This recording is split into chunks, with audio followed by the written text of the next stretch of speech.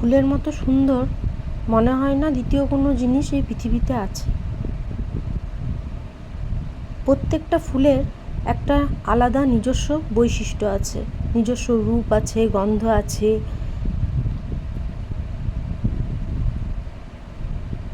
যে কোনো ধরনের ফুল আমার ভীষণ প্রিয়। আর এই যে ফুলগুলো দেখছো, এগুলো আমার বাড়ির গাছের ফুল।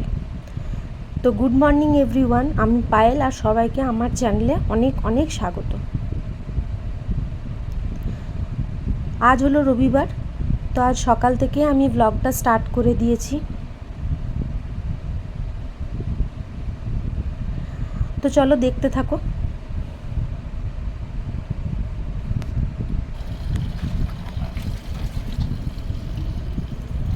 তো আজ খুব সকাল থেকে আমি ব্লগটা স্টার্ট করেছি। তো প্রথমেই দেখতে পাচ্ছ যে চাটা খেয়ে সকালবেলায় ঘুম থেকে উঠে আমি জলের বোতলগুলো প্রথমে ভাবছি আজকে ভরে নেবো, কারণ জলের বোতলগুলো ভরা হয়ে গেলে দেখবে অনেকটা কাজ করতে সুবিধা হয়। তারপরে এই যে বর বাজার থেকে আজকে নিয়ে এসেছে এই মাছ, তো আজ ভাবছি মাছের কিছু একটা বানাবো, তাই সবার আগে মাছটাকে নুন হলুদ মাখিয়ে রেখে দিলাম। সকাল বলতে এখন খুব একটা সকাল নয়, মোটামুটি 9:30 বাজে। তো আজকে যেহেতু রবিবার, বরের ছুটির দিন, অফিসের অত চাপটা নেই, আর মোটামুটি সারাদিন আমরা সবাই বাড়িতে থাকবো। আজ বাইরের বেরোনোরও কোনো প্ল্যান নেই। এই জন্য আমি আজকে ভাবছি একটু রান্না বান্না বেশি করেই করব। তো এখানে ঢ্যাঁড়সগুলো আমি ভাজা করব ঢ্যাঁড়সের, তো তার জন্য আগে থেকে এটাকে কেটে আমি নুন আর হলুদ মাখিয়ে এটাকেও ঢাকা দিয়ে রেখে দিলাম। এরপর সবজি যে বানাবো তার জন্য আলুটাকে আমি কুকারের মধ্যে সেদ্ধ করতে দেব। তো আজকে ভাবছি একটা প্রপার লাঞ্চ বানাবো, মানে ভাজা থাকবে, ভাত, ডাল, সবজি, মাছ সব কিছুই আজকে থাকবে। তো এখানে আমি ডালটা চাপিয়ে দেব। এই যে দেখতে পাচ্ছ, দুটো কুকারে, একটাতে আলু একটাতে ডাল অলরেডি আমার বসে গেছে। সত্যি বলতে অফিসের দিনগুলোতে আমি এত রান্না বান্না করি না। বেশ কিছুদিন হলো আমরা তো ভাত খাচ্ছিলামই না, রুটি খাচ্ছিলাম।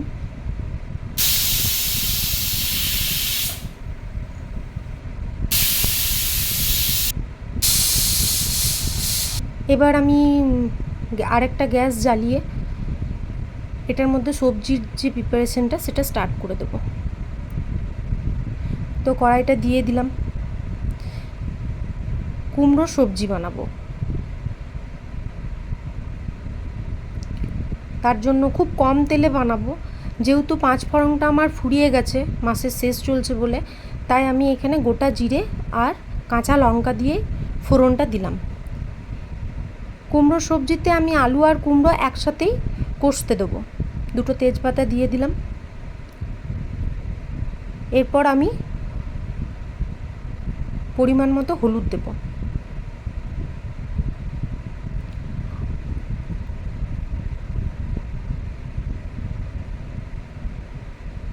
তারপরে দিয়ে দেবো নুনটা। কুমড়োর সবজি সত্যি কথা বলতে খুব সহজে বানানো যায়, একদম নির্ঝঞ্ঝাট একটা সবজি যাকে বলে। এই যে দেখলে, হলুদ আর নুন দিয়ে এটাকে একটা ঢাকা দিয়ে একদম কম আঁচ করে আমি কুমড়োটা এক সাইডে চাপিয়ে দেবো।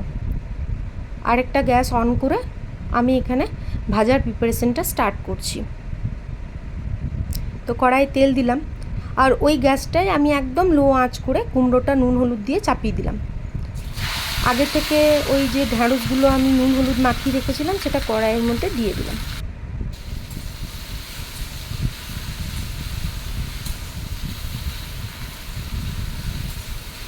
চলো তোমাদের সবাইকে এবার এখানে একটা ছোট্ট টিপস দিই।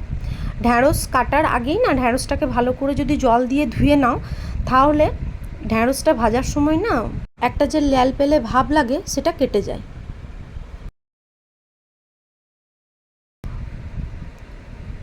এই ঢ্যাঁড়সটাকেও আমি কি করলাম, খুব গ্যাসটা কমিয়ে আমি ঢাকা দিয়ে ভাজাটা হতে দিয়ে দিলাম।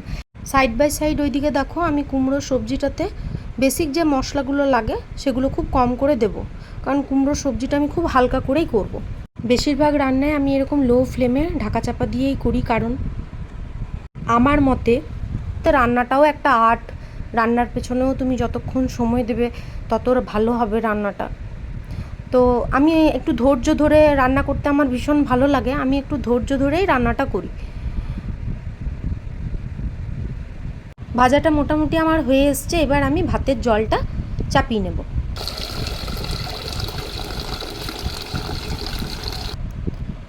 এবার ভাতের জলটা চাপাবো আমি, তার জন্য আরেকটা গ্যাস আমি অন করে নিলাম। একটা গ্যাসে আমার হালকা আঁচে কুমড়ো সবজিটা হচ্ছে, আর এখানে ভাজাটা প্রায় শেষের মুখে। ঢাকা চাপা দিয়ে রান্না করলে কি হয়, সবজিগুলো ভেতর থেকে খুব ভালো সেদ্ধও হয়ে যায়, রান্নাও হয়ে যায়, যেটা তুমি বলবে। তো এখানে আমার ঢ্যাঁড়সগুলো ভালোভাবে ভাজা হয়ে গেছে, ভেন্ডিগুলো আমি এটাকে তুলে নিচ্ছি। এই যে দেখো আমার ঢ্যাঁড়স ভাজা এখানে কমপ্লিট। এবার ওই কড়াইয়েই আমি গোটা জিরে দেব আর লঙ্কা দেব। পটলের সবজিটা আজকে আমাদের রাতের ডিনারের। তো ভাবলাম যেহেতু সন্ধ্যেবেলায় আমি অন্য একটা প্রিপারেশন বানাবো, সেহেতু ভাবলাম যে পটলের সবজিটা করে একদম মাইক্রোওভেনের বাটিতে রেখে দেবো, রাত্রেবেলায় গরম করে রুটি দিয়ে খাওয়া হবে। আর সাইড বাই সাইড আমি দেখো ভাতের চালটাও এখানে রেডি করে নিচ্ছি। পটলগুলোকেও আমি তাই করলাম, একদম লো ফ্লেম করে তেলের মধ্যে দিয়ে আমি একটা ঢাকা দিয়ে দিলাম। ওই সাইডে আমি ভাতটাও বসিয়ে নিয়েছি। ভাত দেওয়ার মানে চালটা দেওয়ার পর না সবসময় হাতা দিয়ে একটু নেড়ে নিতে হয়, তাহলে কি হয় তলাতে চালটা লেগে যাওয়ার সম্ভাবনাটা কম থাকে। তো এবার আমি ওই একদম যেটা ছোট বার্নারের গ্যাস, সেটার মধ্যে ওই পটলের সবজিটা বসিয়ে এবার কুমড়োটার দিকে একটু নজর দেবো। অলরেডি দেখতেই পাচ্ছ কুমড়োটাতে আমি বেশি জল দিইনি, কিন্তু তবুও কুমড়োটা থেকে একটু জল বেরিয়েছে। এটা কাঁচা কুমড়ো, হ্যাঁ। এবার আমি এটাতে একটু জল দেবো।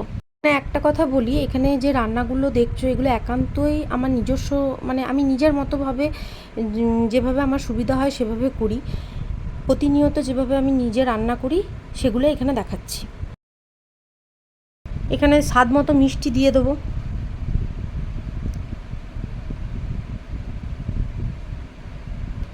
তারপর আমি এখানে গ্রিন মটরগুলো সবজিতে দিতে ভুলে গেছিলাম, এই সময় গ্রিন মটরগুলো আমি এখানে অ্যাড করে দেবো। অনেকক্ষণ ধরে সবজি বানালে কি হয় যে মশলার যে একটা বাজে গন্ধ সেটাও থাকে না, আর রান্নাটা খুব ভালো লাগে খেতে।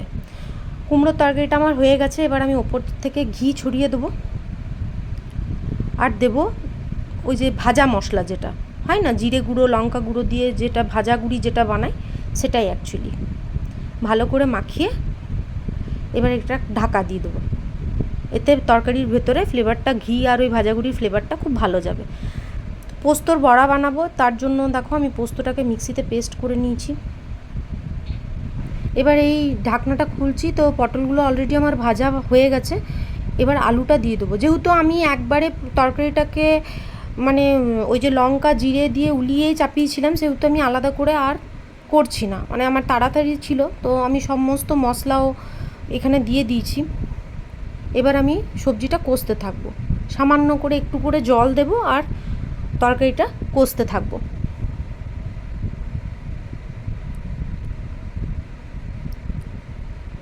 পরিমাণ মতো নুন দিয়ে দিলাম। আবার আমি একটা ঢাকনা এখানে চাপা দিয়ে দেবো।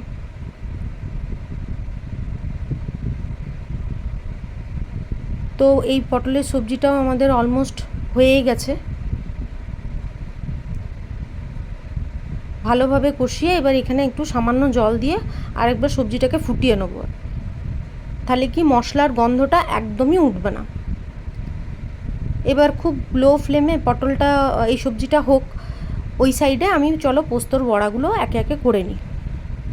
আর হ্যাঁ, ভাতটা দেখো আমি 1 ফুট ফুটিয়ে একটা ঢাকনা দিয়ে ঢেকে রেখে দিয়েছি। পোস্তর বড়ার অনেক টিপস আছে। তো প্রথমে একটা হচ্ছে যে পোস্তগুলোকে ভিজিয়ে যখন মিক্সিতে বাটবে তখন একদমই জল দেওয়া যাবে না। আর দ্বিতীয় হচ্ছে যখন পোস্তর বড়াটা আমি বানাবো না, তখন তেলের পরিমাণটা আমি খুব কম রাখবো, তাহলে দেখতেই পাবে পোস্তর বড়াটা খুব ভালো হবে, ভালোভাবে উঠবে। তো এবার হালকা হাতে আমি একে একে বড়াগুলো করে নেব। আজকে যেহেতু রবিবার, সেহেতু চেষ্টা করি যে রবিবার দিন একটা প্রপার লাঞ্চের থালি আমি বানানোর। সেখানে ভাত, ডাল, সবজি, মাছ সব কিছুই রাখার চেষ্টা করি। সপ্তাহে নর্মাল দিনগুলোতে আমাদের এইভাবে প্রপার একটা লাঞ্চ আমাদের করা হয় না। সপ্তাহে বেশিরভাগ দিন আমি লাঞ্চটা একটু শর্টেই সারি, রুটি, একটা সবজি, ডাল এইসবই রাখি। তো এবার এই সবজিটা, পটলের সবজিটায় দেখো গরম মশলা দিয়ে আমি আবার এটাতে ঢাকা দিয়ে দেবো। সাইড বাই সাইড ওইদিকে আমার পোস্তর বড়াগুলো হচ্ছে। তো এইভাবে আলতোভাবে দেখো পোস্তর বড়াগুলো কত সুন্দরভাবে উঠেছে।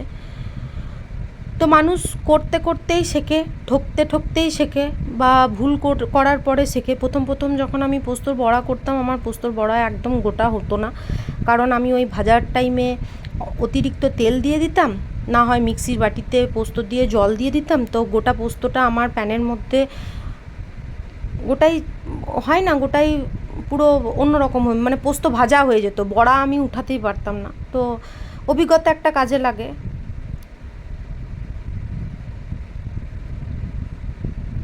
এইভাবেই চলো বাকি পোস্তর বড়াগুলো আমি করে নিই।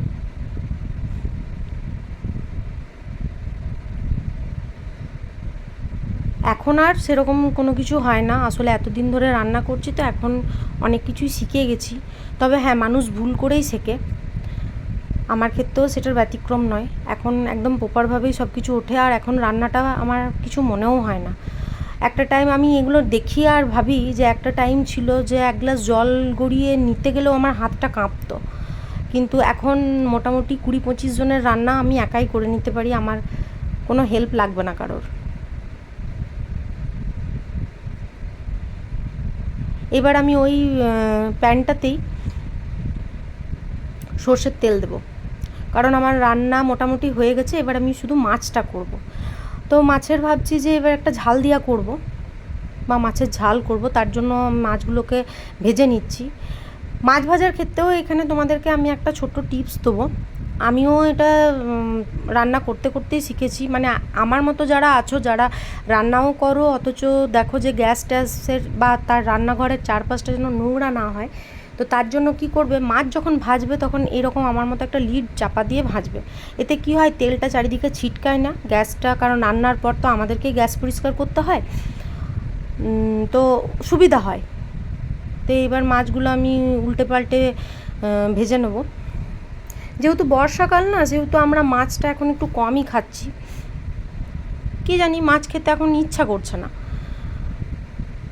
আর খেলেও না এইভাবে কড়াভাবে মাছগুলোকে একটু ভেজে খাই। জানি অনেকে কাঁচা মাছের ঝাল দেয়, বাট আমরা কখনো কাঁচা মাছের ঝাল দিয়ে মানে একটা আঁচটে গন্ধ ওঠে আমার বাড়িতে, বা আমরা কেউই কাঁচা মাছের ঝাল দিয়ে খাই না, খেতে পারিও না। তো এইভাবে দেখো সব মাছগুলোই আমি ঢাকা দিয়ে দিয়ে উল্টে পাল্টে নেড়ে চেড়ে ভেজে নেব। তো মাছ ভাজা আমার একদম কমপ্লিট। এই দেখো সব মাছগুলো আমি ভেজে নিয়েছি। এবার গ্যাসের ফ্লেমটাকে একদম লো করে দেবো। এরপর আমি ওই ঝাল দেওয়ার যে সর্ষে বাটাটা, সেটা ওই তেলটার মধ্যেই দিয়ে দিলাম। মাছের তেল একটু আধটু বেঁচে গেলে আমি ইউজ করে নিই, কিন্তু 2-3 দিন যদি পুরনো হয়ে যায় না সেটা, তাহলে আমি সেটা ফেলে দিই, সেটা আমি ইউজ করি না, কারণ কীরকম একটা আঁচটে গন্ধ বেরোয়। তো এর মধ্যে আমি দিয়ে দেবো হলুদ, স্বাদ মতো নুন, সামান্য একটু মিষ্টি, কারণ আমরা একটু মিষ্টি মিষ্টি সব কিছু খেতে পছন্দ করি। তো এইভাবে যখন দেখবে পুরো ঝাল দিয়াটা ফুটে যাবে, তখন আমি একে একে মাছগুলো সব এটার মধ্যে দিয়ে দেবো। বাস এবার একটু মাছের সাথে ফুটিয়ে নেবো। যেহেতু ডাল করেছি, সেহেতু আমি মাছের ঝাল দেওয়াটা একটু লাগাই করব। এবার আমি 2-3টে লঙ্কা, কাঁচা লঙ্কা চিড়ে এটার মধ্যে দিয়ে দেবো, আর ওপর থেকে দিয়ে দেবো একটু সর্ষের তেল। এতে মাছ ঝাল দেওয়ার না একটা অন্যরকম স্বাদ চলে আসে। তারপর দিয়ে দেবো ঢাকা। গ্যাসটা অলরেডি আমি বন্ধ করে দিয়েছি। তো চলো আমি লাঞ্চে কী কী বানালাম তোমাদের দেখাই। তো স্নান হয়ে গেছে এতক্ষণে আমার। এবার আমি লাঞ্চে যেগুলো বানিয়েছি তোমাদেরকে দেখিয়ে দিই। তো এই যে ঢ্যাঁড়স ভাজা, মুগের ডাল,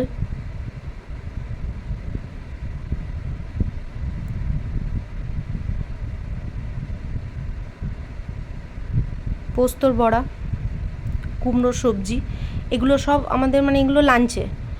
আর এখানে পটলের সবজিটা একবারে আমি মাইক্রোওভেনের বাটির মধ্যে ভরে নিয়েছি।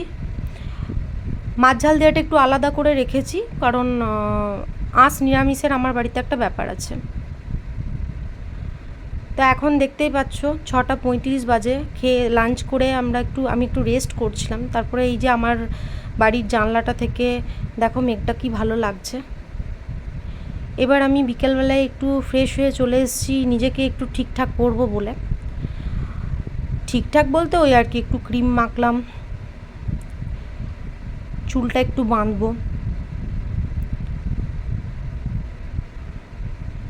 কারণ নিজেকে একটু পরিষ্কার পরিচ্ছন্ন করে সন্ধ্যে দেওয়ার একটা নিয়ম আছে। আমি তাড়াতাড়ি করে নিচ্ছি, কারণ এইদিকে আমাকে সন্ধ্যে জ্বালতে হবে। তো এই যে, তারপর ইভিনিং স্ন্যাক্সে আমি বানিয়েছিলাম এই পনির পকোড়াটা।